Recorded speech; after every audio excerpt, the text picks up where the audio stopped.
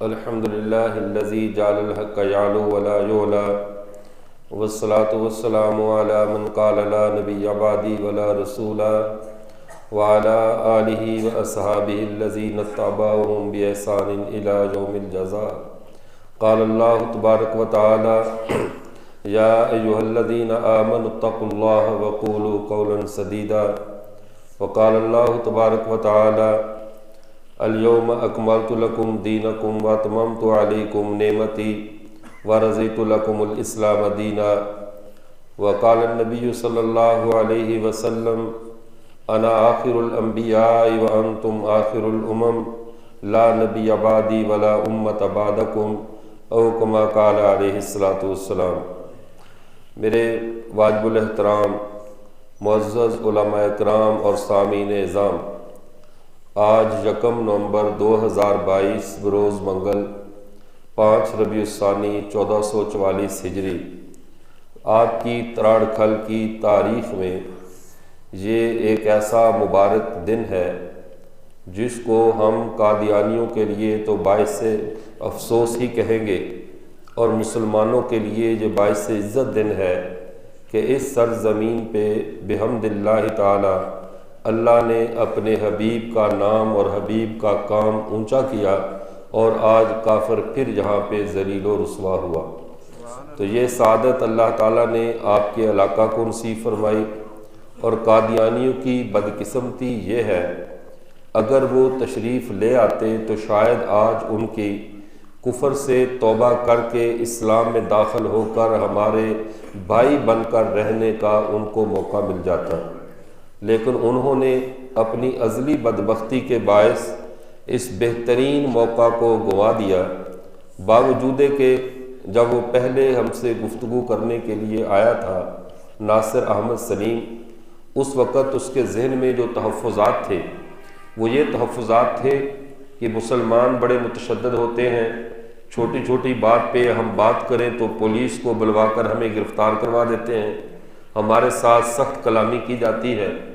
لیکن ہماری وہ مکمل گفتگو ہمارے چینل پر موجود ہے، اور اس کے باوجود کوئی احاطہ کہ خود اس نے تسلیم کیا کہ جتنے اخلاق اور آداب کے ساتھ اور آپ نے لحاظ کے ساتھ ہمیں بات سمجھائی ہے، اس سے میں اس نے متاثر ہونے کا اظہار کیا۔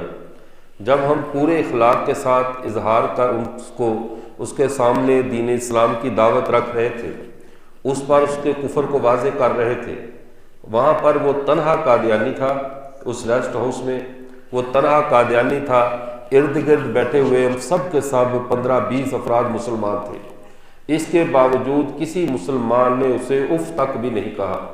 اس سے پتہ چلا کہ قادیانیوں کا مسلمانوں پر پوری دنیا میں یہ الزام عائد کرنا کہ مسلمان ہم پہ تشدد کرتے ہیں، ہمارے ساتھ سختی کرتے ہیں، ہماری مار پیٹ کرتے ہیں، یہ سراسر جھوٹ اور ڈرامہ ہے۔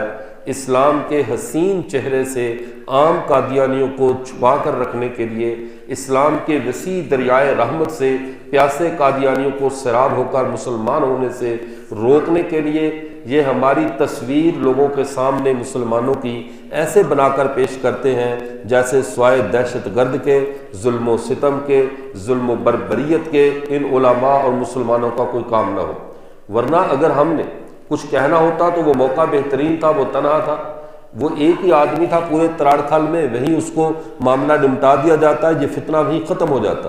لیکن نہ یہ ہمارے اسلاف کا طرز ہے، نہ ہماری شریعت ہمیں ایسا کرنے کا اجازت دیتی ہے۔ ہم نے پوری دیانتداری کے ساتھ کتاب و سنت کی روشنی میں ہم نے اس فکر کے ساتھ اس کے سامنے بات رکھی کہ یہ شخص جہنم کے ایندھن سے بچ کر محمد عربی صلی اللہ علیہ وسلم کے دامن رحمت میں آ جائے، اور اسی فکر کے ساتھ آج ہم گھر سے چلے تو گھر سے یہ دعا کر کے چلے۔ عارف والا پنجاب سے جب ہم اپنے ادارہ دارالعلوم ختم نبوت عارف والا سے عالمی مجلس تحفظ ختم نبوت کی اکابرین کی دعائیں لے کر اور اپنی پوری ٹیم کے ساتھ جب ہم نکلے تو ہم نے وہاں سے بھی یہی دعا کر کے اللہ سے یہ نکلے کہ اللہ ہمارا یہ سفر کسی کی ضلالت کے لیے نہیں ہے، صرف تیرے دین کی سربلندی کے لیے ہے، تیرے نبی کے نام کو اونچا کرنے کے لیے ہے۔ اور اے اللہ تو ہمارے اس سفر کو ان قادیانیوں کے لیے ہدایت کا ذریعہ بنا دے جو محض غلط فہمیوں میں، بدگمانیوں میں اپنے پیارے پیغمبر حضرت محمد مصطفیٰ صلی اللہ علیہ وسلم کا راستہ چھوڑ کر گمراہی اور کفر کے راستے پہ چلے گئے۔ اب ختم نبوت یہ تو تھی اس بات کا پس منظر۔ اب کچھ باتیں، کچھ حقائق ایسے ہیں، چونکہ میں آپ کے علاقے سے واقف نہیں اور آپ میرے علاقے سے واقف نہیں، تو بہت ساری باتیں ابہام میں ہوئی۔ جب ہماری اس سے گفتگو ہوئی، ہم نے اس گفتگو کی ریکارڈنگ کی کہ جب عالم کی گفتگو کسی کے ساتھ ہو اور بالخصوص جب کسی دوسرے مذہب والے سے ہو تو وہ اس کی پرسنل نہیں بلکہ یہ پبلک پراپرٹی ہوتی ہے۔ میری اس سے کیا بات ہوئی، اب آپ اندازہ کیجئے قادیانیوں کا طریقہ واردات جب پارلیمنٹ میں کارروائی چل رہی تھی، پارلیمنٹ میں یہ مباحثہ چل رہا تھا، تو گورنمنٹ کا ایک سرکاری راز ہوتا ہے، 30 سال کے بعد گورنمنٹ ان رازوں کو اوپن کرتی ہے جو پارلیمنٹ میں کسی مذہب، کسی قوم یا کسی حادثے کے متعلق تحقیقات ہوتی ہیں، تو 30 سال بعد انہیں اوپن کیا جاتا ہے کہ جب لوگوں کو کچھ واقعہ بھول جائے اور وہ لوگوں کا اشتعال ختم ہو جائے۔ جب قادیانیوں کا معاملہ پیش آیا تو قادیانی پوری دنیا میں یہی کہتے تھے کہ اگر پارلیمنٹ کی کارروائی لوگوں کے سامنے رکھ دی جائے، لوگوں کے سامنے یہ معاملہ آ جائے، تو آدھے سے زیادہ پاکستان قادیانی ہو جائے گا۔ ان کی بڑی گڈی چلی، لوگ کہتے یار بات تو واقعی شاید ٹھیک ہے، پتہ نہیں پارلیمنٹ میں انہوں نے کون سے ایسے دلائل دے دیے تھے، کون سی انہوں نے اتنا تیر مار لیا تھا کہ اب وہ پارلیمانی کارروائی باہر نہیں آ رہی۔ جیسے وہ بنگلہ دیش کا سکوت ڈھاکہ والی حمود الرحمان کمیشن رپورٹ ہے، وہ بھی 30 سال کے بعد منظر عام پر آئی۔ تو یہ دنیا کا ایک نظام ہوتا ہے، قانون ہوتا ہے۔ اب جب وہ پارلیمانی کارروائی باہر آئی اور ہم نے، ہماری جماعت عالمی مجلس تحفظ ختم نبوت نے اس کارروائی کو من و عن شائع کر دیا، تو اتنا کوہرام ان کے شاید اس وقت ان کے گھروں میں نہ مچا ہو، اتنی صفِ ماتم نہ بچھی ہو جب ان کو کافر قرار دیا گیا، جتنی صفِ ماتم تب بچھی جب ہمارے عالمی مجلس کے شاہین ختم نبوت حضرت مولانا اللہ وسائد صاحب حافظہ اللہ نے اس کارروائی کو من و عن لفظ بلفظ شائع کر دیا کہ اب دیکھتے ہیں تمہارے دلائل پڑھ کر کتنے لوگ قادیانی ہوتے ہیں۔ قادیانیوں کی دیواریں لرز اٹھی، ان کے ایمانوں میں زلزلہ برپا ہو گیا کہ یہ کیا ہوا، ہم نے تو سمجھا تھا یہ کارروائی باہر نہیں آئے گی اور ہمارا لوگوں کو پتہ نہیں چلے گا، اور لوگوں نے دھڑا دھڑ قادیانیت کے کفر سے توبہ طائب ہونا شروع ہو گئے۔ تو یہ بات ہے کہ جو بند کمرے کی بات ہو تو پھر اس کو بعد میں یہ کہتے ہیں یہ سامنے لاؤ تو پتہ چلے ہم نے کیا دلائل دیے۔ اب وہ ہم نے اس پوری گفتگو کو ریکارڈ کیا، اس نے کہا نہ کیا جائے، میں نے کہا ایسا نہیں ہوگا، تاکہ میں آپ پہ اور آپ مجھ پہ جھوٹ نہ بولے، پوری بات ریکارڈ ہوگی اور ہم اس کو لوگوں کے سامنے رکھیں گے۔ پورا معاملہ ہم نے واضح کیا۔ جب ہم نے اس کو یوٹیوب پر دے دیا اپنے العزیز میڈیا چینل پر، وہ پوری گفتگو 2.5 گھنٹے کی من و عن العزیز میڈیا پر موجود ہے۔ اب اس کا تو وہ انکار نہیں کر سکا کہ یہ کچھ ہمارے ساتھ زیادتی ہوئی ہے، کوئی غلط بات چلائی گئی۔ اب وہ مجھے میسج کر رہا ہے، میرے موبائل بھی محفوظ ہے، بھائی تیمور صاحب ادھر شاید بیٹھے کہیں تو ان کے پاس ان کے پاس بھی محفوظ ہے کہ آپ نے وہ ریکارڈنگ کیوں اپلوڈ کی، یہ تو ہماری آپس کی بات تھی، یہ کیوں اپلوڈ کی گئی؟ بھئی آپس کی، ہم کون سا تمہارے ساتھ کوئی رشتہ داری کر رہے تھے یا ہم تم سے کوئی وراثت کی تقسیم کے مسئلے میں بیٹھے ہوئے تھے کہ یہ گھریلو بات تھی، باہر نہیں آنی چاہیے تھی؟ یہ دو ملتوں کی گفتگو ہے، یہ محمد عربی کے پیروکاروں کی اور محمد عربی کے دشمنوں کی گفتگو تھی۔ یہ جس طرح اس گفتگو پہ اس مسجد کے امام مولانا نصیب اللہ فاروقی صاحب کا حق ہے، اس باہر چوک میں بیٹھے ہوئے جوتے بنانے والے مسلمان کا بھی اس گفتگو پہ اتنا ہی حق ہے کہ وہ بھی تو محمد عربی کا امتی ہے، وہ بھی جاننا چاہتا ہے کہ حقیقت کیا ہے۔ تو ہم نے پوری بات کو آن ایئر کیا، اوپن کیا، تاکہ کوئی مغالطہ نہ رہے، کسی قسم کا جھوٹ نہ رہے۔ اور ہمارے آپ نے وہ سنا کھسیانی بلی کھمبا نوچے، جس کو ایک کہاوت ہے نا، کھسیانی بلی وہ شکار کے پیچھے جھپٹی، جب شکار ہاتھ سے نکل گیا تو وہ کھمبے کے ساتھ جو ہے نا وہ بجلی کا تھا، اپنے ہاتھ مارنے لگی، میں تو ویسے ناخن تیز کر رہی ہوں، کوئی ایسا مشن میرا شکار کا تھا ہی نہیں۔ اس کو کہتے کھسیانی بلی کھمبا نوچے۔ اب وہ اور کوئی بات نہ بنی تو دوسرا میسج یہ کیا، آپ نے مجھے قادیانی مبلغ کیوں لکھا، مجھے مربی کیوں لکھا؟ میں تو ایک عام قادیانی ہوں۔ بھئی تم عام ہو یا خاص ہو، کیا مربی ہونا گالی ہے؟ مبلغ ہونا گالی ہے؟ تمہیں ہم نے گالی دے دی ہے تو اتنے پریشان ہو گئے؟ یہ تو اچھا پھر کیسا تمہارا مذہب ہے؟ جب تم پھنس جاتے ہو تو اپنے مذہب کی ایک ایک پوائنٹ سے انکار کر کے اعلان برات کرنا شروع کر دیتے ہو، نہ میں مربی ہوں، نہ میں فلاں ہوں، نہ فلاں ہوں۔ یہی تو ہم کہتے ہیں، جس مذہب سے ہر 2 دن بعد تمہیں اعلان برات کر کے اپنا آق نامہ شائع کرنا پڑتا ہے کہ نہ مرزا قادری ہماری پھپھی کا بیٹا ہے، نہ ہمارا یہ مسئلہ ہے، نہ وہ مسئلہ ہے، تو ایسے مذہب کو چھوڑے کیوں نہیں دیتے؟ ہم دیکھو امت محمدیہ صلی اللہ علیہ وسلم کے کتنے یعنی خوش قسمت لوگ ہیں، ہمیں اپنے پیارے پیغمبر صلی اللہ علیہ وسلم کی کسی ایک بات سے بھی اعلان برات نہیں کرنا پڑتا۔ ہم اپنے پیغمبر کی طرف منسوب ایک ایک چیز، ایک ایک بات کا اپنی جانوں پر کھیل کر دفاع کرتے ہیں اپنے پیغمبر کی عزت اور ناموس کا، تو یہ کام تم کو نہیں کرتے؟ اب یہاں پہ مجھے ایک بات کو سمجھانے کے لیے، بات کو آگے چلانے کے لیے ایک لطیفے کے طرز پر ایک بات عرض کرتا ہوں. آپ توجہ سے سنیں گے نا گفتگو جب تک چلے، کچھ جانے والے جلدی بازی تو نہیں ہے نا آپ کو. تو میں عرض کر رہا تھا، لاہور میں ایک دفعہ ایسا ہوا، یہ ہماری امت مسلمہ کے مزاج پہ بات کر رہا ہوں اور قادیانیوں کے مزاج کو تاکہ سمجھنا آسان ہو جائے. لاہور میں ایک دفعہ ایسا ہوا کہ یہ شاہ فیصل جب ہمارے ملک میں آیا تھا، جب فیصل مسجد بنی اور پوری دنیا کے جو بادشاہ تھے وہ جمع تھے، تو ایک انگریز نے بادشاہی مسجد دیکھنے کا ارادہ کیا اور وہ گیا وہاں پر. جب اس نے موچی کو اپنی جیب سے وہ دینا چاہا، نکال کر جوتا جمع کروایا تو اس کی جیب سے پرس گر گیا. پرس گرا تو اس میں کافی سارے ڈالر یا پاؤنڈ، اچھی خاصی کرنسی تھی. موچی نے اٹھا کر چھپا لی، چوری کر لی جس کو کہتے ہیں. اب اس جب باہر نکلا، واپس اس کو جوتا لیا، پیسے دینے لگا تو پرس غائب. خیر یہ لے کر چلا گیا. اب موچی بڑا خوش ہے کہ چلو اتنے زیادہ پاؤنڈ اور ڈالر آ گئے، مفت کی اچھی خاصی کمائی لگ گئی. لیکن پھر ایسا ہوا، جب کچھ دنوں کے بعد وہ وفد واپس جا رہا تھا، اس نے اپنے سفارت خانے سے پیسے لے لیے، جو بھی صورتحال تھی. جب وہ وہاں پر پہنچا، جاتے ہوئے بادشاہ مسجد میں پھر دیکھنے کے لیے وفد کے ساتھ آیا تو عیسائی دوڑتا ہوا گیا، جا کر کہنے لگا جناب یہ آپ اپنا پرس واپس لے لیں ہم سے، اب آپ کا گر گیا تھا اور یہ پرس لے لیں. اس نے کہا یار بات سنو، ٹھیک ہے. ترجمان کے اس نے بات کروائی، اس نے کہا مجھے بتاؤ اس میں اتنے پاؤنڈ اور ڈالر سب کے سب موجود ہیں، تو اگر رکھ لیتا، تیری تو کئی نسلوں کی روزی لگ گئی تھی، تو نے رکھ کیوں نہیں لیا؟ تو اس نے کہا میں نے اٹھایا ہی رکھنے کے لیے تھا، میں نے چوری ہی رکھنے کے لیے کیا تھا، میں نے کوئی ثواب کی نیت سے نہیں اٹھایا تھا، چوری کے لیے اٹھایا تھا. لیکن واپس کیوں کر رہے ہو؟ کہا واپس اس لیے کر رہا ہوں، جب میں گھر گیا تو مجھے یاد ہے کہ آپ تو عیسائی ہیں اور کل قیامت کے دن آپ کے نبی حضرت عیسیٰ علیہ السلام جب میرے نبی کے پاس میری شکایت لگائیں گے کہ اے محمد آپ کے امتی نے میرے امتی کی چوری کر لی ہے، تو میرے نبی کا سر نہ جھک جائے میری وجہ سے، میں فوراً واپس کر رہا ہوں، میں بھوکا مرنا گوارا ہے، لیکن میں قیامت کے دن اپنے نبی کا سر نہیں اپنی وجہ سے جھکنے دوں گا. یہ ہے اس امت کا ایمان کہ نقصان اپنی جو غلطی کی وہ واپس کر دی اور کہا میں یہ نہیں چاہتا میرے نبی کو کوئی یہ کہے کہ آپ کو امتی نے یہ کیا تھا. تو یہ وجہ، یہ باعث شرف ہمارے لیے ہے. اور آپ وہ گفتگو العزیز میڈیا پہ سنے جا کر آپ کو لطف آئے گا.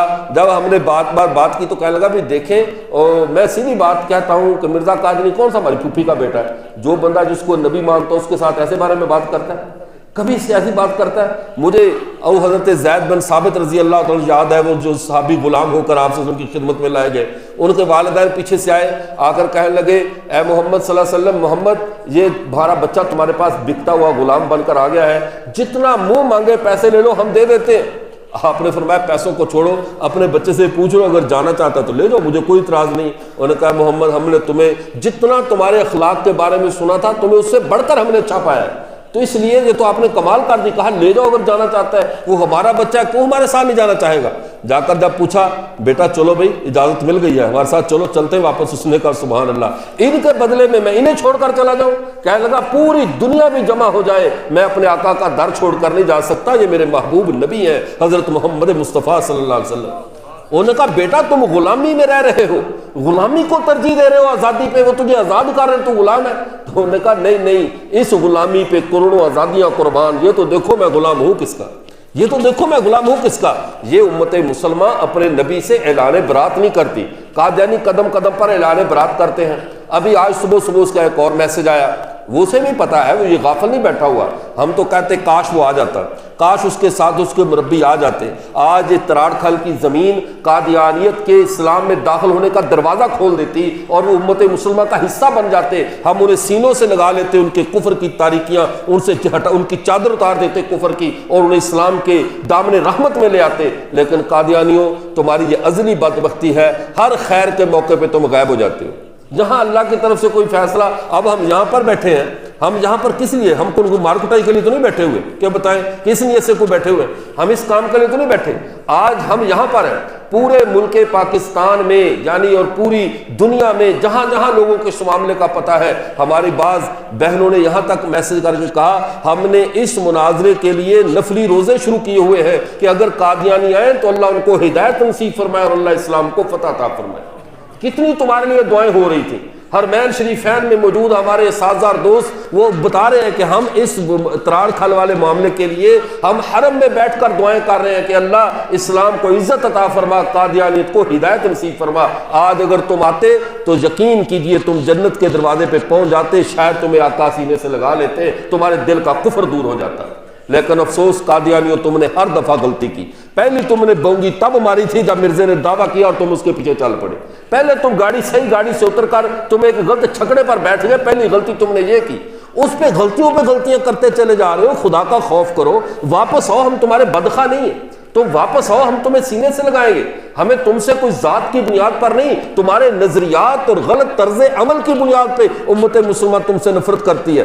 لیکن اگر تم یہ کہو ہم کفر کی غلاظت میں بھی لپٹے رہے، ہم مرزا قادیانی کو نبی بھی مانتے رہے اور امت مسلمہ پھر بھی ہمیں سینے سے لگائے، ایسا کبھی بھی نہیں ہو سکتا۔ یہ مسلمان امت اپنے نبی کا دشمن اگر باپ بھی آ جائے تو یہ اس کو بھی منہ نہیں لگاتی۔ کہ آپ نے نہیں دیکھا جب حضرت نبی کریم صلی اللہ علیہ وسلم جنگ احد سے واپس آ رہے تھے تو اس نے کیا کہا تھا؟ عبداللہ بن ابی نے اس نے یہ کہا تھا لَيُخْرِجَنَّ الْعَزُّ مِنْهَا الْأَذَلَّ، ہم جو عزت والے ہیں مدینے سے ذلیل لوگوں کو نکال دیں گے، اور اشارہ کیا ہمارے نبی کی طرف کہ میں یہاں کا پرانا چودھری ہوں، میں محمد عربی کو نکال دوں گا۔ اللہ کے مولا ابو النصر ندوی رحمہ اللہ کے الفاظ میں عرض کرتا ہوں، وہ کہتے ہیں آپ صلی اللہ علیہ وسلم نے حضرت عبداللہ جو کہ عبداللہ بن ابی کے بیٹے تھے اور مخلص صحابی تھے، ان کو بلا کر کہا تیرے باپ نے یہ کہا ہے کہ ہم عزت والے ذلت والوں کو مدینے سے نکال دیں گے، ہم عزت والے ذلت والوں کو مدینے سے نکال دیں گے۔ انہوں نے آگے سے کیا کہا بیٹے نے؟ انہوں نے کہا جی میرے باپ نے بالکل سچ کہا ہے۔ بات سمجھ میں نہیں؟ اللہ کے نبی شکایت فرما رہے ہیں کہ تیرے باپ نے ہماری طرف اشارہ کر کے یہ کہا ہے اور بلکہ یہ بات کی ہے کہ ہم مدینے سے عزت والے ذلت والوں کو نکالیں گے۔ اس نے کہا یا رسول اللہ میرے باپ نے ٹھیک کہا، تماشا ذرا شام کو دیکھ لینا، کون عزت والا ہے کون ذلت والا ہے، یہ مسئلہ تمہیں شام کو نظر آ جائے گا۔ شام کو جب آئے مدینے میں کوہرام مچا ہوا ہے، کس بات کا؟ کہ عبداللہ ان کے بیٹے نے اپنے باپ کی گردن پہ تلوار رکھی ہوئی اور کہہ رہا انت اذل الذلیل، تو بڑا ذلیل ہے، للہ العزت ولرسولہ، اللہ عزت اللہ اور اللہ کے رسول کے لیے ہے، چل تو مدینے سے نکل، تو نے کہا تھا عزت والے ذلت والوں کو نکالیں گے، عزت اللہ کی ہے اللہ کے رسول کی ہے، مدینہ اللہ کے رسول کا ہے، اے میرے باپ تو ذلیل ہے، مدینے سے باہر نکل جا، تو نے جو کہا تھا میں نے اسے سچ کر کے دکھایا۔ یہ ہے رشتہ رسول اللہ سے۔ جب یہ بات ہوئی صحابہ رسول اللہ کے پاس، یا رسول اللہ آپ فرمائیں اگر آپ نے اجازت نہ دی تو آج اس نے اپنے باپ کا سر اتار دینا ہے، آپ ذرا شفقت کریں۔ آپ سے رحمۃ اللہ عالمین تھے، کہا عبداللہ بیٹا چھوڑ دو، جانے دو، چلو خیر اس نے جو چول مارنی تھی مارنی، جانے دو اس کو۔ تو انہوں نے کیا کہا جی اگر میں نے اس کے قتل کی اجازت دے دی تو لکہ لا یقول الناس ان محمد یقتل اصحابہ، لوگ یہ نہ کہنا شروع کر دے محمد نے اپنے ساتھیوں کو مروانا شروع کر دیا، چل چھوڑ دے، اس کی اتنی بےزتی ہوگی اتنی کافی ہے، اسے سمجھ آ جائے عزت اللہ کے رسول کی ہے اور ان لوگوں کی ہے جو اللہ کے رسول کے ساتھ ہوں، جو رسول اللہ کا دامن چھوڑ دے، وہ چاہے تم قادیانی کیا ہمارا کوئی خدا نہ خواستہ ہمارا کوئی خونی رشتے والا بھی ہو، ہم جوتے کی نوک پہ رکھتے ہیں، ہمارے ہاں عزت اور ذلت کا معیار، ہمارے ہاں دوستی اور دشمنی کا معیار وہ رسول اللہ کی ذات ہے، جو ہمارے نبی کا ہو جائے ہم اسے سر آنکھوں میں بٹھاتے ہیں، اور جو ہمارے نبی کا نہ ہو ہم اس کو جوتے کی نوک پہ رکھتے ہیں۔ یہ ہمارا ایمان ہے یا نہیں؟ اب یہ تھی آج کی، لیکن خیر اس نے پھر بے وقوفی کی۔ پھر قادیانیوں کا ایک اور طریقہ واردات ہے، میں نے ابھی تقریر شروع نہیں کی، ابھی میں مناظرے کا پس منظر بتا رہا ہوں، تھک تو نہیں جائے نا ابھی میں گفتگو پس منظر بتا رہا ہوں، آج آپ پس منظر ہی سن لیں انشاءاللہ، یہ کافی ہے۔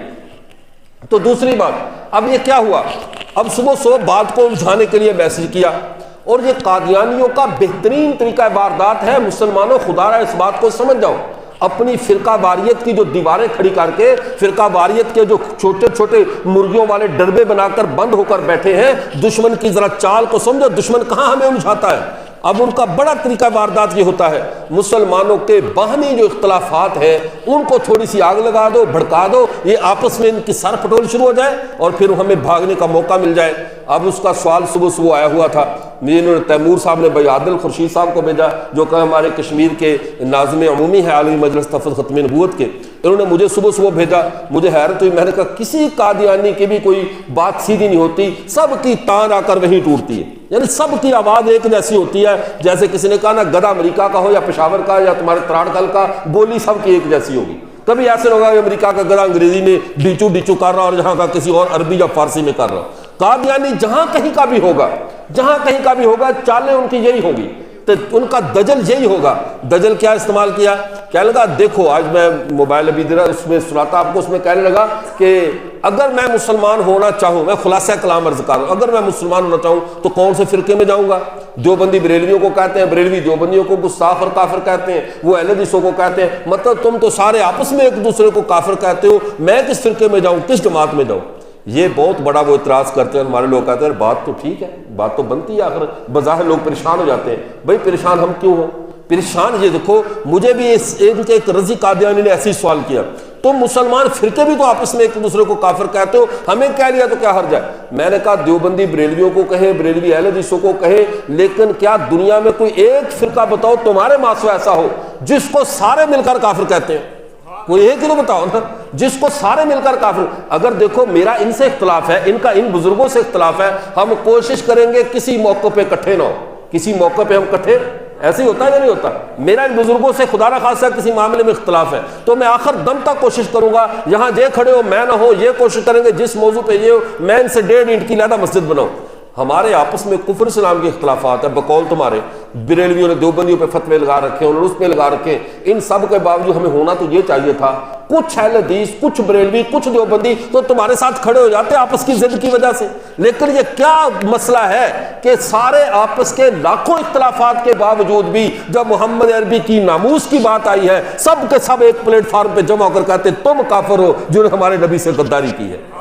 اب اس سے سمجھ میں آ گیا کہ امت مسلمہ کا آپس کا اختلاف اس درجے کا نہیں ہے، ان کے آپس کے فتوے اس درجے کے نہیں ہیں جس درجے کا بڑا کفر تمہارے پاس پایا جاتا ہے۔ ان کے فتوے غلط فہمی پہ مبنی ہیں، وہ غلط فہمی کہ آج میں یہ بھی دور کر دوں، چیلنج لگے ہاتھ یہ بھی تھوڑا سا دودھ کا دودھ اور پانی کا پانی ہو جائے۔ اب غلط فہمی کو سمجھو ہوا کیا؟ بریلوی حضرات نے علماء دیوبند کے بارے میں عبارات پہ کچھ عبارات پہ اعتراضات کیے، جو انہوں نے بات سمجھ کر انہوں نے یہ کہا ان باتوں کی وجہ سے یہ گستاخ ہے یا کافر ہے۔ بعض علماء نے، سب نے نہیں، پیر میرے علی شاہ صاحب رحمۃ اللہ علیہ اور یہ جو ہمارے بھیرا والے اور جو دوسرے حضرات پیر جماعت علی، یہ سارے حضرات اس فتوے سے متفق نہیں تھے، علماء رام پر متفق نہیں تھے۔ خیر جن لوگوں نے یہ سمجھ کر انہوں نے کہا یہ عبارتیں یہ مطلب نکلتا ہے، اس بنیاد پر یہ گستاخ اور کافر بنتے ہیں۔ میں بحثیت علماء دیوبند کا خادم اور نوکر ہونے کے، اس مکتبہ فکر کے ہونے کے، میں کہتا ہوں اگر بات وہی ہو جو وہ سمجھ کے فتویٰ دے رہے ہیں، اگر بات وہی ہو جو سمجھ کر وہ فتویٰ دے رہے ہیں تو میں اللہ کے گھر میں بیٹھ کر کہتا ہوں ان کا فتویٰ غلط نہیں ہے، فتویٰ ٹھیک ہے، چونکہ وہ اگر گستاخی کوئی کرے رسول اللہ کی، چاہے وہ دیوبندی ہو، بریلوی ہو، اہل حدیث ہو، رسول اللہ کی گستاخی کرنے والا کافر ہوتا ہے، مسلمان نہیں ہوتا۔ بات سمجھ میں آئی؟ لیکن اختلاف مسئلہ کہاں بنا؟ انہوں نے جو سمجھا، ہم کہتے تم نے غلط سمجھا، بات یہ نہیں ہے، فتویٰ انہوں نے فتویٰ درست ہے، جو یہ گستاخی کرے وہ واقعی کافر ہے، جو یہ عمل کرے وہ واقعی غلط ہے، لیکن یہ عمل ہم نے کیا ہے یا نہیں یہ دوسرا موضوع ہے۔ ہم نے تو وہ بات کی نہیں جو آپ ہمارے اوپر ڈال رہے ہو، یہ تو ہمارا موقف ہی نہیں ہے، تو گویا کہ تم سے سمجھنے میں خطا ہو گئی، پھندا تم نے تیار کیا لیکن اس پھندے میں سر دیوبندی دینے کو تیار نہیں ہے، ہم مانتے نہیں ہیں کہ یہ الزامات درست ہیں۔ اب ہم نے جب مانا نہیں تو اس پھندے کا، اس فتوے کا کوئی اثر ہوا؟ دوسرا، جنہوں نے بریلویوں پہ الزام لگایا کہ بریلوی شرک کرتے ہیں، یہ مشرک ہیں، یہ اللہ اور اللہ کے رسول کے ساتھ شریک ٹھہراتے ہیں، یہ قبروں والوں کو، پیروں کو، فقیروں کو مانتے ہیں، قطع نظر یہ اس مسئلے کے علمی ثقافت وقات کہاں تک ہے، میں بات تمہیں سمجھانے کے لیے عرض کرتا ہوں۔ کیا بریلوی مانتے ہیں ہم شرک کرتے ہیں؟ انہوں نے کبھی کہا کہ ہم نے اللہ کا مد مقابل پیر بابا فرید الدین گنج شکر کو خدا کے مقابلے میں رکھتے ہیں؟ انہوں نے کبھی کہا کہ ہم فلاں فلاں سو اس لیے مانتے کہ اللہ یہ دیتا نہیں، ہم ان سے لیتے ہیں؟ وہ ان کا کہنا یہ ہے، ان کی تعویل یہ ہے، ان کا سوچنا یہ ہے کہ ہمارے اوپر جو تم الزام لگاتے ہو ہماری یہ نیت نہیں ہے، فتویٰ تمہارا درست ہے، جو غیر اللہ سے مانگے وہ مشرک۔ یا پیر نصیر الدین نصیر صاحب نے یہ نہیں کہا؟ بتائیں بھائی، وہ کہتے تھے یا نہیں کہا؟ وہ بانگ دول کہتے تھے کہ میں 7ویں نسل میں، یعنی میرے کئی نسلیں پیچھے سے جا کر دیکھو ہم اتنے اونچے خانوادے کے لوگ ہیں، جب میں کچھ نہیں کر سکتا تو کوئی جڑا کھڑا کیا کر سکتا ہے؟ جو کچھ ہوتا ہے اللہ کے کہنے سے ہوتا ہے، پیروں فقیروں سے نہیں ہوتا۔ یہ پیر صاحب کہتے تھے یا نہیں کہتے؟ آپ میں سے اکثر لوگ سر ہلا رہے، یعنی سب نے بات سنی ہے۔ اب یہی بات علماء دیوبند نے کہی، اس کا مطلب ہے فتویٰ ٹھیک ہے دیوبند کا، لیکن بریلوی اس کو اس لیے نہیں مانتے، وہ کہتے ہیں ہم اس کا مصداق نہیں ہے، فتویٰ اپنی جگہ کھڑا مصداق نہیں ہے۔ لیکن سارے فرقے مل کر کہتے ہیں، ساری جماعتیں مل کر کہتی ہیں، جو ہمارے نبی حضرت محمد صلی اللہ علیہ وسلم کے بعد دعوی نبوت کرے وہ کافر ہے، دعوی نبوت کرے وہ۔ اور یہی بات مرزا غلام احمد قادیانی بھی کہتا ہے، ہم اکیلے نہیں اس بات میں، ان کا نبی بھی یہی بات کہتا ہے کہ جو محمد عربی کے بعد دعویٰ نبوت کرے وہ کون؟ بولو بھائی وہ کون ہے؟ جب وہ کافر ہے۔ اب ہمارے نبی کے بعد دعویٰ نبوت کرنے والے کو بریلوی بھی کافر کہتے ہیں، دعویٰ نبوت کرنے والے کو دیوبندی بھی کافر کہتے ہیں، اہل حدیث بھی کافر کہتے ہیں، خود مرزا غلام قادیانی بھی کافر کہتا ہے۔ تو اب سوال یہ ہے کہ دعویٰ نبوت کیا کس نے؟ سمجھ میں نہیں آئی بات؟ اب ہمیں یہ بتاؤ دعویٰ نبوت کیا کس نے؟ مرزا قادیانی خود یہ کہتا ہے ہمارا دعویٰ یہ ہے کہ ہم نبی اور رسول ہیں، ہمارا دعویٰ یہ ہے کہ ہم نبی اور، جو ہے ادھر حوالہ بھی نکالے اگر ہے تو ذرا نکال، ہمارا دعویٰ یہ ہے کہ ہم نبی اور رسول ہیں۔ جب اس نے دعویٰ کر دیا، فتویٰ بھی مرزا قادیانی نے خود دیا کہ جو دعویٰ نبوت کرے وہ کون؟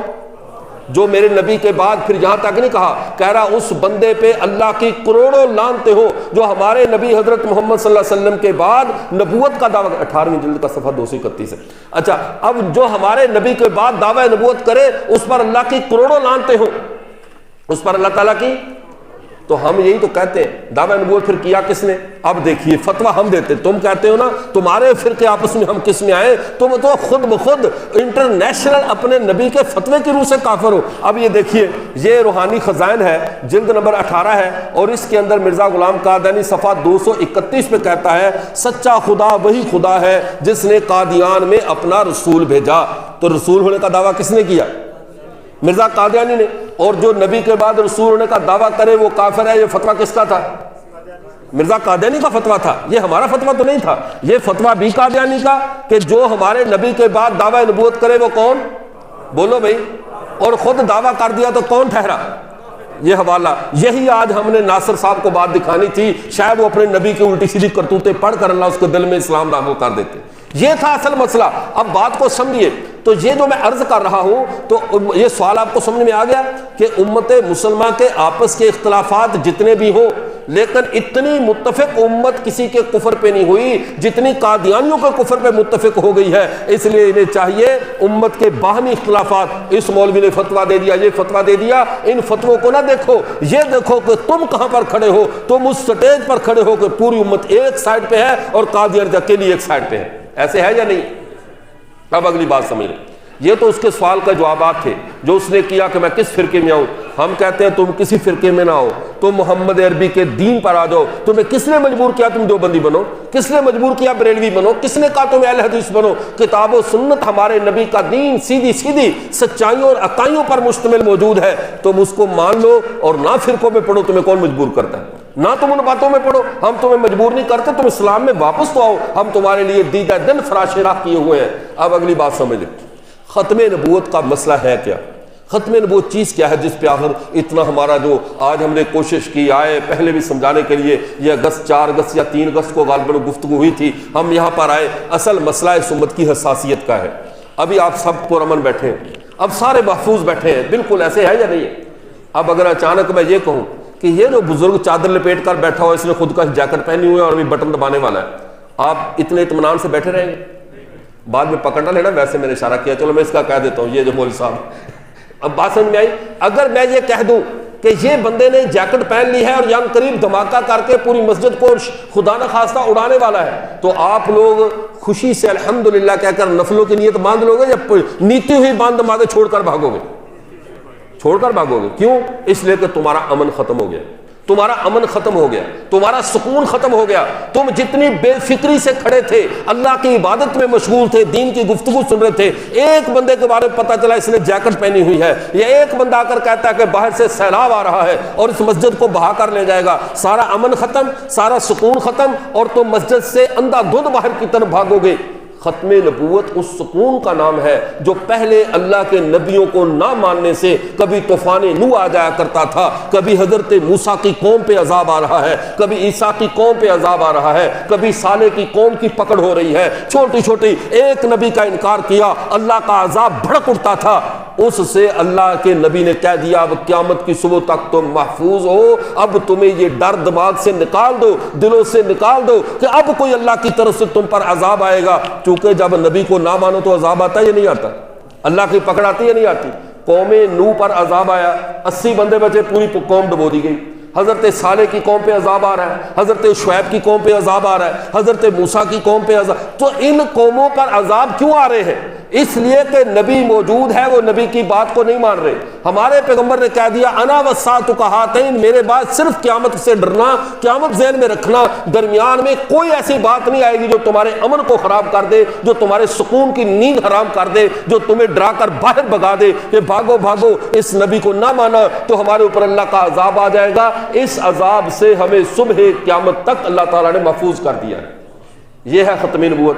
اب ایک آدمی آتا ہے، خود کا جیکٹ پہننے والے کو تو ایجنسیاں سی ٹی ڈی اور ایف آئی یو اور سی آئی اے اور آئی ایس آئی اور رینجر اور آرمی فوراً ٹوٹ پڑتی ہے کہ یہ خود کش حملہ آور آ گیا ہے، خود کش حملہ آور آ گیا ہے، اس کو پکڑو تاکہ لوگوں کی جانیں بچ جائیں.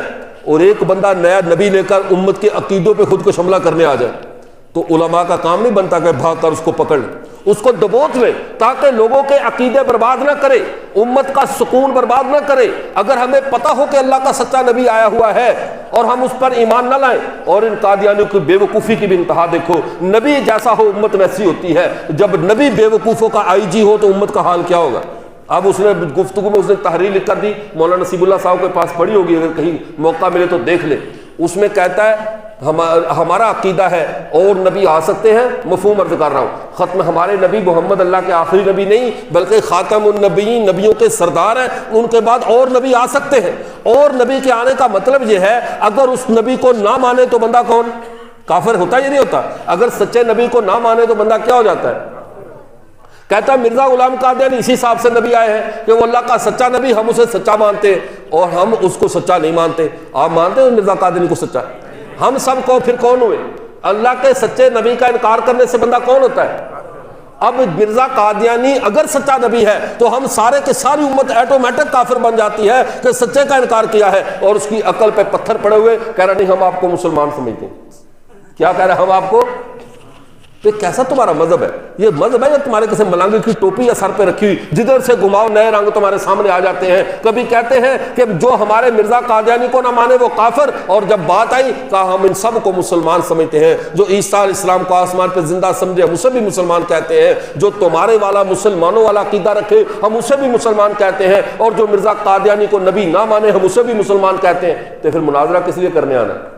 دماغ میں پردہ پڑا ہوا ہے. پھر مناظرہ کیا کرنے؟ مناظرہ تو ہوتا ہی تب ہے جب اختلاف آراء ہو. جب تم ہمیں مسلمان سمجھتے ہو تو ہمیں پھر تم سے مناظرہ کرنے کی ضرورت ہی کیا ہے؟ ہم مسلمان ہیں، تم جاؤ جہنم میں، ہمارے نزدیک تم جہنمی ہو. فکر تم کرو، ہمیں تو پھر فکر ختم ہو گئی نا. ہم تو مسلمان ہیں امت مسلمہ کی نسل کے مطابق، امت کے اجماع کے مطابق، اللہ کی کتاب کے مطابق، نبی کی حدیث کے مطابق ہم مسلمان ہیں. اور ناصر احمد سلیم استرار کھال میں لکھ کر دے کر گیا کہ ہم تمہیں مسلمان سمجھتے ہیں. اس کا مطلب ہے ہم تو سارے ہو گئے محفوظ. ہم سارے کیا ہو گئے؟ تو پریشان کون ہے؟ جس کو ہم کافر کہتے ہیں. ہم کہتے ہیں تم کافر ہو تو فکر انہیں کرنی چاہیے نا کہ ہم نے تم کو مسلمان کہہ دیا، ان کو تو بتا دیا تم جنت کے راستے پر جا رہے ہو، اور یہ مجھے کہہ رہے جہنم کے راستے پر ہو. تو ہمیں بچنا ہمیں چاہیے، فکر ہمیں کرنی چاہیے، نہ کہ مسلمانوں کو کرنی چاہیے. لیکن افسوس عقل ہو تو بندہ قادیانی نہیں ہوتا، اور قادیانی ہو تو پھر عقل نہیں ہوتی. یہ دو باتیں کبھی جمع نہیں ہو سکتی، عقل اور قادیانی. دماغ اور شعور اور قادیانیت یہ کبھی جمع نہیں ہوتے. ورنہ شعور ہوتا تو جب یہ تحریر کہہ رہا تھا کہ ہم تمہیں مسلمان سمجھتے ہیں تبھی سمجھ جاتا جس کو میں مسلمان کہہ رہا ہوں مجھے بھی مسلمان بننا چاہیے. بنتا تھا یا نہیں بنتا تھا؟ خود ہی کہہ دیتا. تو اب بات کو سمجھ لیجیے، ختم نبوت کا عقیدہ ہماری اس عالمگیر امن اور حفاظت کا نام ہے، ہمارے محفوظ ہونے کا نام ہے. اب کوئی آ کر نبی بن کر ہمیں دھمکی لگائے، مجھے نہیں مانو گے تو زلزلے آ جائیں گے، مجھے نہیں مانو گے تو یہ ہو جائے گا وہ ہو جائے گا، ایسی دھمکیاں لگانے والے کو گویا کہ اب اللہ کو جھٹلا رہا ہے، اللہ کے رسول کو جھٹلا رہا ہے. اللہ کہہ رہا ہے میں نے عذاب کا راستہ بند کر دیا. اللہ کے نبی نے ہمیں نہیں کہا، میں نے اپنی امت کے لیے دعا کی میری امت پہ عمومی عذاب نہ آئے.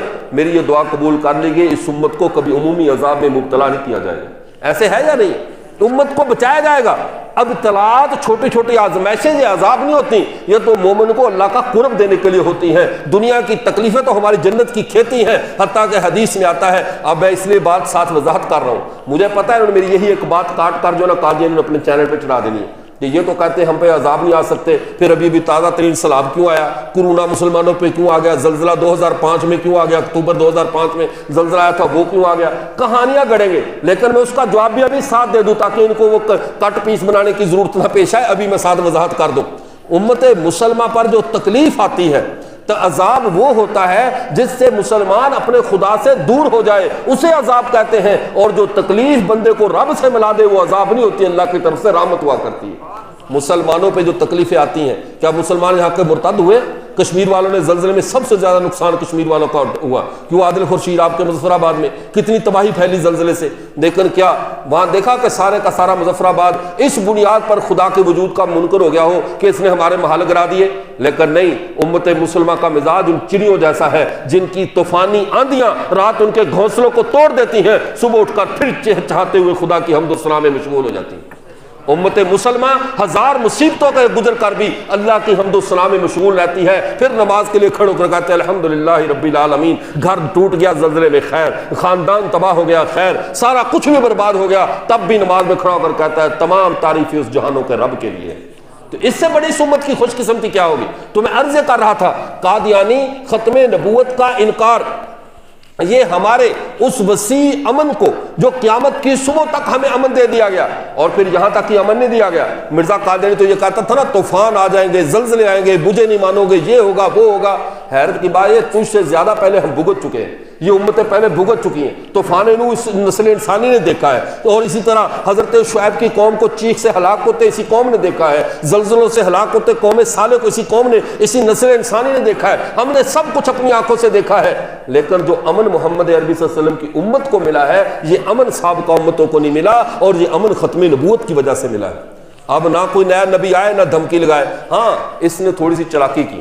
چلاک ایسے تھا نا، بعض لوگ ہوتے ہیں نا کہ وہ پیر کسی کے پاس گیا نا کہ پیر صاحب ہماری بھینس کٹی دے گی یا کٹا دے گی، بھینس کا وہ بچہ ہوتا نا، آپ کو تو بھینسیں اتنی نہیں ہوتی لیکن بھینس کو تو جانتے ہی نہیں جانتے، وہ اس نے کہا یہ ہماری بھینس کٹی دے گی یا کٹا دے گا، اس نے کہا کٹی نہ کٹا، اب اسے لکھ دیا انہوں نے کہا پتہ نہیں کیا ہے، اب اگر جو کٹا ہو گیا تو کہا میں نے آگا تھا نا کٹا نہ کٹی، یعنی یہ کٹا آگے نہ کو آگے والے کے ساتھ جوڑ دیا، اگر کٹی ہوگی تو میں نے کہا تھا کٹا نہ کٹی، یعنی یہ کٹا نہیں ہوگا کٹی ہوگی، بیٹی ہوگی اس کی۔ اب وہ مبہم سی پیشین گوئی پیر کرتے ہیں، یا اس کو کٹے کٹی سے نہیں سمجھ سکتے تو بیٹے بیٹی سے سمجھ لیں، انہوں نے کہا بیٹا نہ بیٹی، بیٹا نہ بیٹی، تو جب پوچھا حضرت یہ تو بیٹی ہوئی، کہا میں نے کہا نا تھا بیٹا نہ بیٹی، ٹھیک ہے نا، اور اگر بیٹا ہو گیا تو کہا دیکھا میں نے کہا بیٹا نہ بیٹی، اب بیٹی نہیں ہوگی بیٹا۔ تو یہ مبہم پیشین گوئیاں ہمیشہ دو نمبر پیر کرتے رہتے ہیں۔ مرزا قادیانی دو نمبر نبوت کا مدعی تھا، جھوٹی پیشین گوئیاں سنو، بندہ ڈھونڈ کر پیشین گوئی اس کے ساتھ چپکا دیتا تھا۔ جب دیکھا مولانا ثناء اللہ عمر تصری صاحب رحمۃ اللہ علیہ مسلک اہل حدیث کے ایک بہت بڑے عالم تھے، بیماریوں کے کھائے ہوئے، کمزور اور لاغر، لیکن بہت بڑے مناظر تھے، حضرت شیخ الہند کے شاگرد تھے۔ حضرت شیخ الہند نے ختم نبوت کے مسئلے پہ ان کی تشکیل کی تھی کہ جاؤ جا کر قادیانی کے فتنے کا مقابلہ کرو۔ جب دیکھا کہ یہ بابا تو ویسے ہی مرنے والا ہے، ڈیٹ ایکسپائر ہے، اب مثال کے طور پر میں حضرت کے ساتھ شرط لگا لوں، اب زندگی موت کا تو اللہ کو پتا ہے، کس نے کب تک زندہ رہنا ہے یہ تو اللہ کے علم ہے، لیکن ظاہری وضاحت صحت دے کر انشورنس والے بھی کہتے ہیں بابا جی آپ کی انشورنس نہیں ہوگی، ان کی ہو جائے گی، کیونکہ ظاہری اسباب بتا رہے ہیں کہ یہ بندہ صحت مند ہے 4 سال نکال جائے گا، اور بابا جی کی کون انشورنس کرے گا؟ بھائی بات سمجھ میں نہیں آئی؟ اللہ آپ کو لمبی زندگی ہے، گھبرانا نہیں، ویسے میں بات سمجھانے کے لیے کیا۔ تو اب بات کو سمجھیے، اب اس نے مرزا قادیانی نے دیکھا کہ مولانا ثناء اللہ عمر تصری صاحب بوڑھے ضعیف اور بیمار ہیں، چلو چیلنج ان کے ساتھ لٹکا دیے۔ کہنے لگا ثناء اللہ نے مجھے بہت پریشان کر رکھا ہے، مجھے جھوٹا کہتا ہے، مجھے یہ کہتا ہے وہ کہتا ہے، پتا تھا یہ ویسے مرنے والے ہیں اور یہ کشتے کھانے والا اور یہ حکیموں کا تیار کر دی ایک پروڈکٹ تھی مرزا قادیانی۔ کہنے لگا میری جو ہم دونوں میں جھوٹا ہوگا وہ سچے کی زندگی میں مر جائے گا، اور یہ میری گواہی لکھ لو، یہ اللہ کی طرف سے اللہ کا کلام ہے، تبدیل ہونے والا نہیں ہے۔ اگر میں جھوٹا ہوا تو میں مولانا ثناء اللہ عمر تصری کی زندگی میں مروں گا، اگر میں جھوٹا ہوا سچا ہوا تو ثناء اللہ عمر تصری صاحب مر جائے گے۔ اور یقین تھا ان کو 100% کہ ثناء اللہ عمر تصری صاحب پہلے ریزرو لگا ہوا ہے، پہلے بیچارے زندگی کی سانسیں گر رہے ہیں، لیکن اللہ کی قدرت پہ قربان جائے۔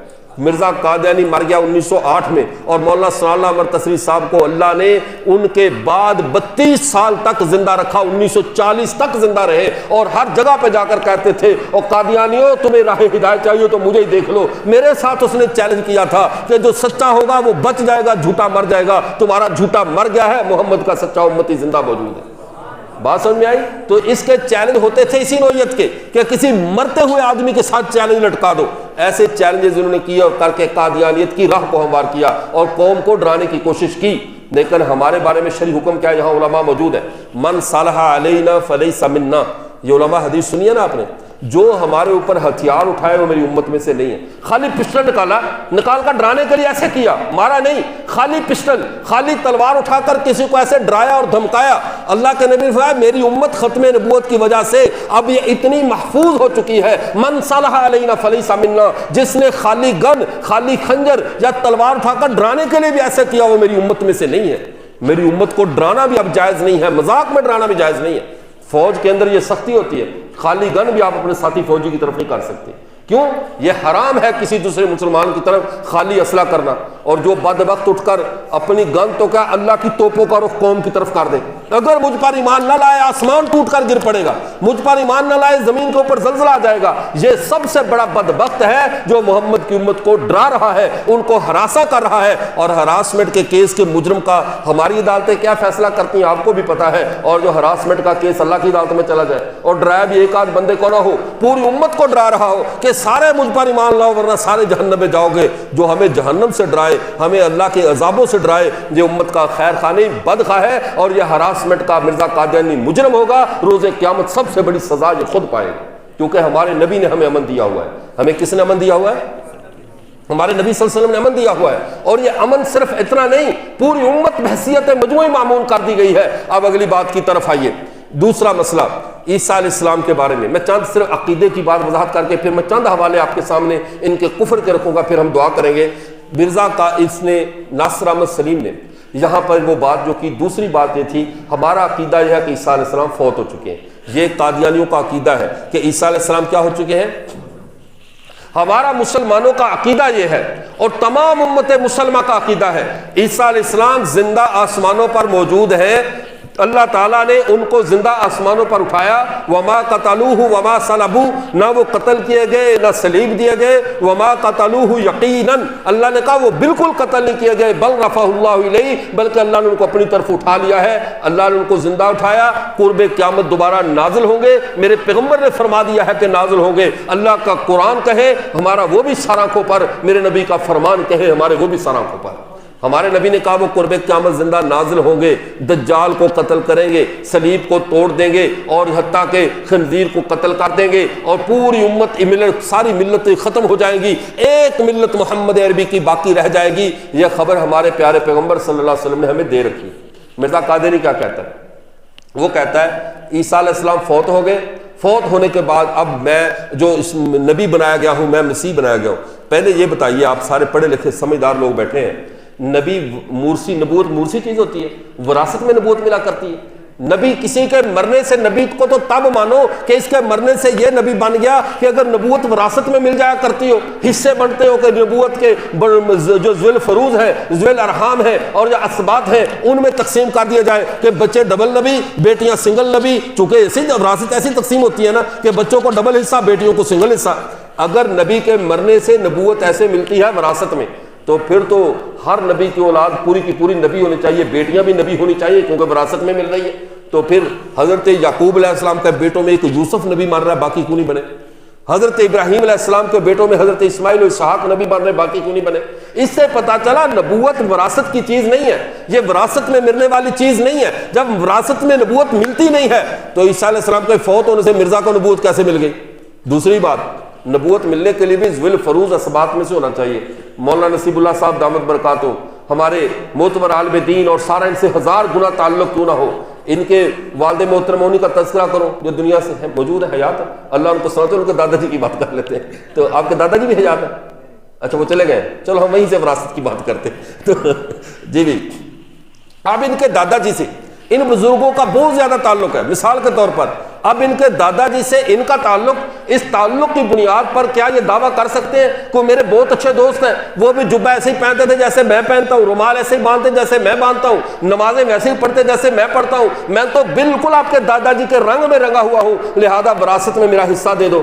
نصیب اللہ صاحب 10 روپے بھی نہیں دیں گے کہ دے دیں گے؟ بتائیں دیں، شرم بنتا ہے ان کا حصہ؟ دوستی کی بنیاد پہ حصے تھوڑے ملتے ہیں، تعلق کی بنیاد پہ یا رنگ میں رنگے جانے کے اعتبار سے حصے تھوڑے ملتے ہیں۔ اب حصہ کس کو ملے گا؟ اب ان کے دادا جی کا حصہ بچوں کو، بچوں کا حصہ پوتوں کو، پوتوں کا، نسل اپنی میں چلتا ہے۔ اگر عیسیٰ علیہ السلام کے مرنے سے ہی اس نے نبی بننا تھا تو عیسیٰ علیہ السلام کو تو اللہ نے دنیا سے شادی سے پہلے اٹھا لیا، ان کی تو اولاد ہی کوئی نہیں، تیرے پاس نبوت کہاں سے آ گئی؟ یعنی یہ درمیان میں بالکل عجیب حرکت ہے. اب دیکھیے مرزا، یہ مغل برلاس کمپنی کا تعلق ہے، مغل برلاس کمپنی کی یہ پروڈکٹ ہے مرزا غلام قادیانی. اب یہ مغل ہے، عیسیٰ علیہ السلام بنو اسرائیل کے نبی ہیں، وہ فوت ہونے پہ 1400 سال تو ہمارے نبی کو گئے ہوئے دنیا سے پردہ فرمائے 1450 سال ہو چکے، عیسیٰ علیہ السلام کو گئے ہوئے 2000 سال ہونے کو ہے. 2000 سال کے بعد جا کر قادیان میں ایک بے وقوف آدمی جنم لیتا ہے، وہ کہتا ہے اس عیسیٰ کی ساری وراثت مجھے مل گئی ہے، میں نبی بن گیا ہوں. اس سے بڑا پاگل کوئی اور ہوگا؟ بتائیں بھائی. ایسے پاگل کو کسی پاگل خانے میں جمع کروانا چاہیے تھا، لیکن قادیانی سے بہت بڑی غلطی ہو گئی. بجائے اس کا علاج کروانے کو اس کو نبی مان لیا. یہ اس کا علاج کروانا چاہیے، وہ بیمار تھا ذہنی طور پہ. ایسے آدمی کا علاج کروانا چاہیے تھا، یا علاج بن نیال کرتے، یا علاج بن جراج کرتے، یا خمیرہ پاپوش کھلاتے، کسی نہ کسی طرح تو اسے ٹھیک کرتے. لیکن افسوس کہ انہوں نے دوسرا طرز اختیار کیا، اس کو پیروی کر لی. اب میں آپ کے سامنے، ہم قادیانیت سے کیوں اتنی مسلمان نفرت کرتے ہیں؟ کفر دنیا میں اور بھی ہیں، لیکن قادیانیت کا کفر، جس کو کہتے ہیں نا معجون ہے کفریات کا، پوری دنیا کے کفروں کے نمونے اور سیمپل جمع کرو، آپ کو قادیانیت کے مرتبان میں ہر طرح کے کفر کا اچار مل جائے گا. اب آپ چند حوالہ جات ملاحظہ کریں. اب دیکھیے مرزا غلام قادیانی کی نئی فلم سٹوری سنیے. کہتا ہے جو عیسیٰ علیہ السلام ہے نا، عیسیٰ علیہ السلام، ان کو گلگت میں پھانسی دی گئی تھی. نئی فلم، گلگت میں پھانسی دی گئی، لیکن وہاں سے وہ بچ گئے تھے. بچتے ہوئے نکلتے ہوئے وہاں سے پشاور آ گئے، پشاور سے لاہور آ گئے، لاہور سے پھر جیسے یہ ساتھ ساتھ پھر رہا ہے کیمرہ لے کرنا، تو یہ لاہور میں آ گئے. لاہور سے پھر کہہ رہا وہ مری آئے. مری یہ جگہ کہلا، اس کا کہلے اور نام تھا. یہاں عیسیٰ علیہ السلام کی والدہ حضرت مریم فوت ہو گئی، اس وجہ سے اس کا نام مری پڑ گیا. حضرت مریم کے نام پہلے سے مریم کہتے تھے، بعد میں مری کہنے لگے. وہاں سے حضرت عیسیٰ علیہ السلام کشمیر میں آ گئے اور سری نگر محلہ خان یار میں 75 سال زندہ رہ کر وہاں پر آ کر دفن ہوئے ہیں. عیسیٰ علیہ السلام کو کہاں سے چلایا؟ لا کر کہہ رہے یہ کشمیر، تمہارے جو پڑوسی کشمیر جموں کشمیر ہے، اس کے سری نگر میں محلہ خان یار کے اندر دفن ہے. امت کیا کہہ رہی ہے؟ عیسیٰ علیہ السلام آسمانوں پر، اور یہ کہاں لے آیا جا کر اٹھا کر کشمیر میں. ان کا شاید کشمیری اس طرح خوش ہو جائیں گے، اس طرح کشمیری خوش ہو جائیں گے کہ میں عیسیٰ علیہ السلام کی قبر ان کو دے رہا ہوں. حالانکہ ان کو پتہ نہیں ہے یہ کشمیری تیری امت کی قبر یہاں پہ بنانے کے لیے تیار بیٹھے ہیں. اگر قادیانیت آ جاتی آج، تو عیسیٰ علیہ السلام کی قبر کشمیر میں جو تمہارا جھوٹ وہ تو سائڈ پہ رہا، تراڑ کھل قادیانیت کی قبر بن جاتا ہے انشاءاللہ. اب اچھا دوسرا ڈرامہ دیکھو. نبوت کے اتنے عظیم الشان منصب کو اتنا انہوں نے برباد کر دیا، اتنا خراب کر دیا کہ ہر بندہ جو کہا ہر جنا کھڑا، تمہاری زبان ہر جنا کھڑا اٹھ کر نبی ہونے کا دعویٰ کرنے لگ گیا. آج کل جو سوشل میڈیا پہ چلے اینکر، یہ پروفیسر، یہ اسلامی سکالر، لوگ آتے بڑا علم ہے، جو 2-4 لفظ بولے ٹی وی پہ آ جائے بڑا عالم ہے. ہمارا تو معیار ہی ختم ہو گیا عالم کس کو کہتے ہیں. ہمارے ہاں نہ جہالت کا کوئی معیار رہا ہے نہ عالم کا. کہتے ہیں لٹل نالج از ڈینجرس. تیسری ٹرانسجینڈر جن سے اب آ گئی. پہلے لوگ جاہل ہوتے تھے نا تو علماء کے قریب آ جاتے تھے، علماء جاہلوں کو بتا دیتے تھے. اب ادھورے علم والے ٹرانسجینڈروں سے پورا ملک بھر گیا ہے، نہ علماء کے پاس آتے ہیں نہ خود کو جاہل مانتے ہیں. بس موبائل سے علم مل رہا ہے، اسی کی وجہ سے مفتی بن کر بیٹھے ہوئے ہیں کہ ہم مفتی علامہ سارا کچھ ہمیں نہ علماء کے پاس جانے کی ضرورت ہے نہ ہم جاہل ہیں. یہ تیسری جنس ہے. یہ کون سی جنس ہے؟ جو نہ علماء کے پاس جائے اور نہ خود جاہل اپنی جہالت کا علاج کرے، خود اپنے آپ کو جاہل تسلیم کرے. تیسری جنس. اب اس نے یہاں پہ ایک عجیب بات کی. جس کی کتاب ہے ضالع اوہام، صفحہ 251، روحانی خزائن جلد 3. کہتا ہے میرے بعد، کہہ رہا میں کیا کہتا ہوں، میں مانتا ہوں کہ کہتا ہوں کیا 10,000 سے بھی زیادہ مسیح آ سکتے ہیں. میں تو ایک مسیح بن کر آیا ہوں، میرے بعد 10,000 سے بھی زیادہ مسیح آ سکتے ہیں. یہ کون بات کر رہا ہے؟ مرزا. ایک دفعہ جناب نگر میں میں ادھر گزر رہا تھا تو ہمارے وہاں پہ ایک نا اسٹیشن والی مسجد ہے، وہاں پہ ہماری وہ تحریک ختم نبوت میں ہمارے طلباء کو شہید کیا گیا تھا. وہاں سے گزرتے ہوئے میں گاڑی میں تھا تو انہوں نے روکا. ان کی اپنی سیکورٹی ہے، اپنی پولیس ہے، ریاست کے اندر وہ اپنی ریاست بنائی ہوئی ہے. ادھر وہ ہمارے جمعیت علماء اسلام کے سادہ سے کارکن ہاتھوں میں ڈنڈے پکڑ لے تو ریاست کی جو ہے نا وہ پسینوں کو پسینہ آ جاتا ہے کہ ریاست کے اندر اپنی فورس بنائی ہوئی ہے. اور ادھر ان کے ڈالے دیکھ لو، ان کا اسلحہ دیکھ لو. ہماری پنجاب پولیس کے پاس اتنا جدید لیٹسٹ اسلحہ نہیں ہوتا جتنا ان کے وہ ان ہرکاروں کے پاس، ان قادیانی گنڈوں کے پاس ہوتا ہے جو جناب نگر کی سیکورٹی کرتے ہیں. اپنی عدالتیں ہیں، اپنا نظام ہے، پورے ملک کے اندر انہوں نے اپنا ایک ملک بنایا ہوا ہے. تو وہاں پر انہوں نے ڈالے میں ہمیں روک لیا. روک کر کہنے لگے آپ کا نام کیا ہے؟ میں نے ساتھیوں کو آپ ذرا چپ رہے میں بتاتا ہوں. کہنے لگا کیا نام ہے جی آپ کا، ذرا لکھوا دیں. میں نے کہا مسیح موعود علیہ الصلوۃ والسلام. وہ گھبرا گئے یکدم. کہنے لگا کیا کہہ رہے ہیں آپ؟ میں نے کہا بتا رہا ہوں نا مسیح موعود علیہ الصلوۃ والسلام. آپ کو نہیں پتا؟ آپ کو تو گھر میں روز پیدا ہوتے ہیں، آپ کو پھر بھی نہیں پتا مسیح کس کو کہتے ہیں. کہنے لگا نہیں جناب آپ کا میں نام پوچھ رہا ہوں. تو میں نے کہا میں کون سا تیرے ابے کا نام بتا رہا ہوں, میں بھی یہی بتا رہا ہوں, مسیح موعود علیہ السلام میرا نام ہے. کہنے لگا کیا مطلب؟ میں نے کہا مطلب تمہاری ازالہ حام کے اندر لکھا ہوا ہے, مرزا غلام قادیانی نے کہا تھا میرے بعد 10,000 مسیح بھی اور آ سکتے ہیں, ایک وہ مان لو, چلو تم اسے تو مانتے ہو, دوسرا مجھے مان لو, ابھی 9,998 اور بھی پیچھے آ رہے ہیں, ذرا حوصلہ کرو. ابھی کہنے لگا نہیں یار یہ تو تسی عجیب گل کر دے مولوی صاحب, یہ آپ عجیب بات کرتے ہیں. میں نے کہا میرے عجیب نہیں کی, اپنے ازالہ حام اپنے نبی کے جا کر کرتوت پڑھ کر دیکھو, اس نے 10,000 مسیحوں کا دروازہ کھولا ہے. اگر تمہاری یہ منڈی اسی طرح مسیحات کی لگی رہی تو پھر ایک وہ ہے, دوسرا مجھے مانو, پیچھے اور بھی لے آتے ہیں. یہ کون سی ٹرینڈ ہے؟ مسیحوں والی منڈی جو تم نے کھول دیا. بڑا شرمندہ ہوا, آرام سے کہا جا کہاں رہا ہے؟ میں نے کہا جانا کہاں ہے؟ باب لد پہ دجال کو قتل کرنے جا رہا ہوں. اور کیا کرنا ہے پھر؟ کیوں باب لد؟ لد سے کیا مراد ہے؟ میں نے کہا لد سے میں سمجھا نہیں کر رہا, میں اتنا نہیں جانتا. میں نے کہا سنو, جب مرزا حدیث میں آتا ہے اللہ کے نبی دجال کو مقام لد پہ حضرت عیسیٰ علیہ السلام قتل کریں گے, ایسے ہے یا نہیں؟ یہ اسرائیل کے اندر ایک جگہ ہے. مرزا قادیانی سے کسی نے کہا کہ عیسیٰ علیہ السلام جو سچے ہوں گے وہ تو مقام لد پہ دجال کو قتل کریں گے, تم نے یہ کام کب کیا؟ کہہ رہا میں ایک دفعہ ٹرین میں آ رہا تھا, لدھیانہ کے اندر ایک عیسائی نے مجھ سے سوال کیا, میں نے اس کو جواب دیا گویا کہ میں نے دجال کو قتل کر دیا, لدھیانہ اصل میں لد ہی تھا. لو جی اینو کہتے ہور چپو, ٹھیک ہے. اس کو کہتے ہیں کہیں کی اینٹ کہیں کا روڑا, بھانمتی نے کنبا جوڑا. بات کہاں کی؟ لدھیانے کو اٹھا کر مقام لد بنا دیا. میں نے کہا میں مقام لد پہ دجال کو قتل کرنے جا رہا ہوں. کہہ رہا کون سا؟ میں نے کہا ریلوے اسٹیشن یعنی کہ لد جا رہا ہوں. جب تمہارے پورے مذہب کی کہانیاں ہی ایسے ہیں, تعویلات کے چھکڑے میں تم نے مرزا قادیانی کا گدھا جوتا ہوا ہے اور اندھا دھند اس چھکڑے پہ بیٹھ کے بھاگ رہے ہو, تو پھر یہی علاج ہے, جو جیسی کہو گے ویسی سنو گے. اگر تم ایسے مسیح بناتے رہے تو ہم تمہارے لیے مسیح بن کر تمہیں دجال سمجھ کر تمہارے مقابل آتے رہیں گے انشاءاللہ. اب دوسری جگہ پہ دوسرا حوالہ, یہ اس کے یہ لطائف ہی سمجھ کر سنیے. اب حضرت حسین رضی اللہ تعالیٰ کے بارے میں انتہائی اہانت امیز رویہ اختیار کرتے ہوئے کہتا ہے تم اس حسین کو روتے ہو, میں تم میں موجود ہوں جو اس حسین سے بڑھ کر ہوں.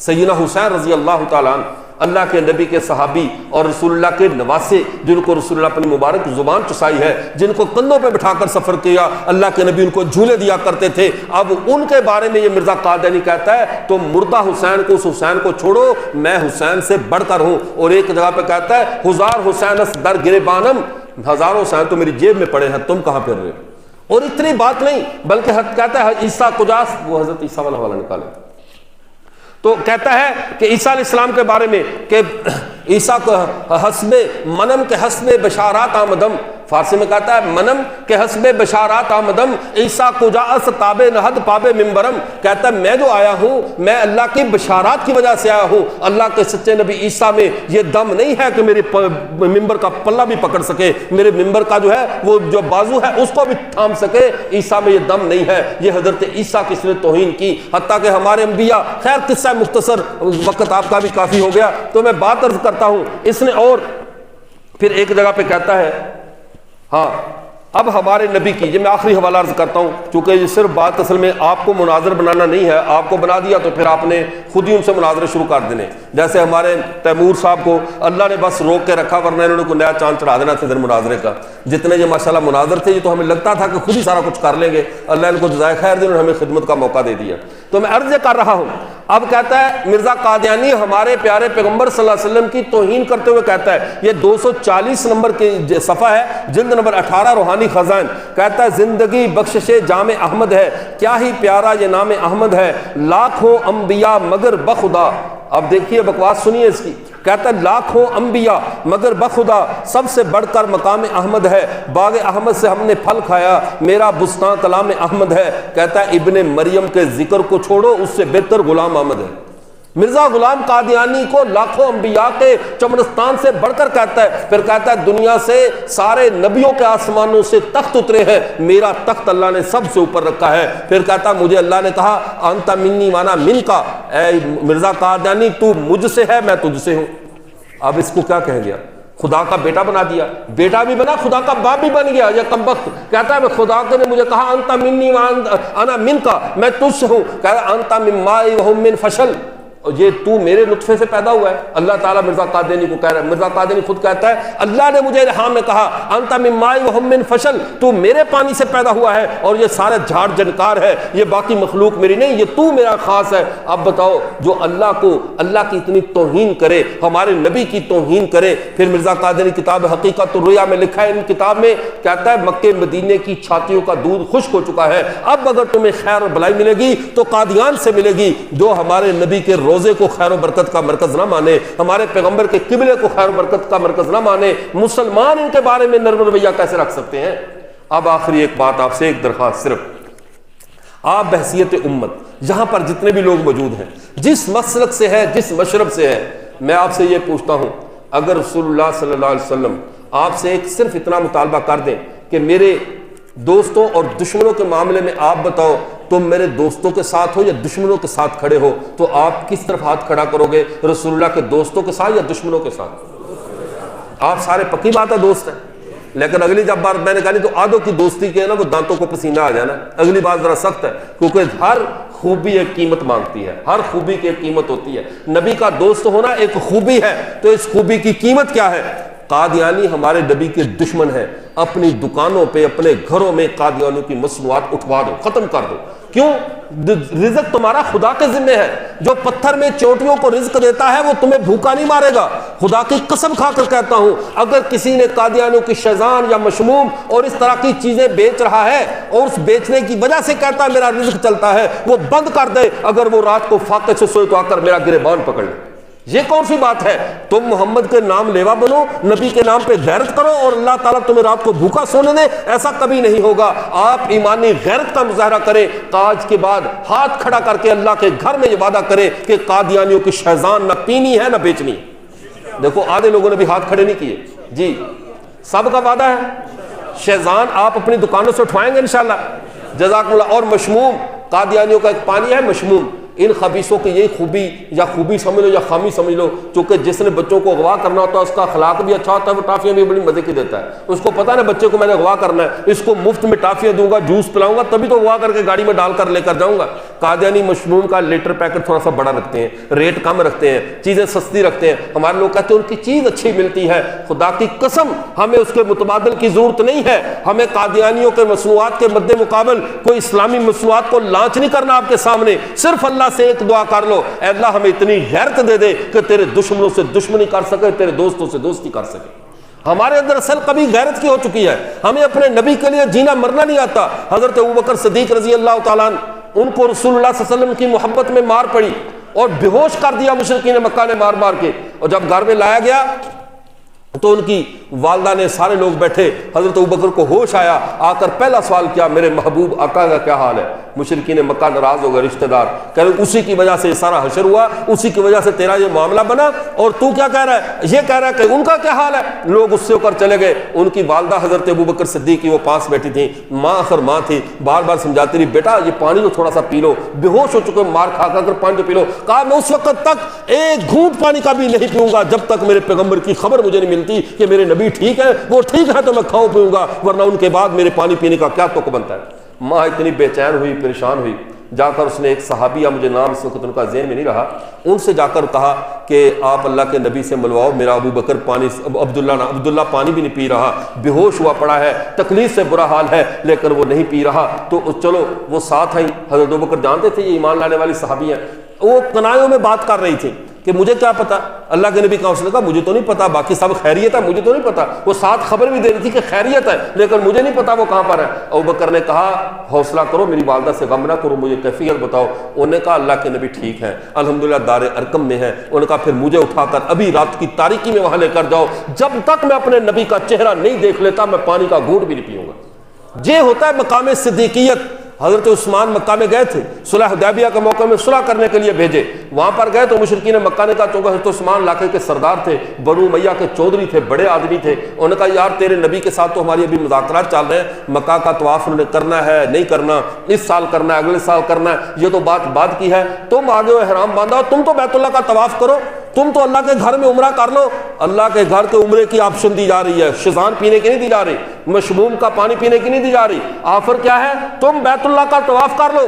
حضرت عثمان نے کہا واللہ لا اطوف حتی طاف بہا رسول اللہ صلی اللہ علیہ وسلم, رب کعبہ کی قسم میں اللہ کے گھر میں بھی اس وقت تک قدم نہیں رکھوں گا جب تک میرے نبی اس گھر میں نہیں آ جاتے.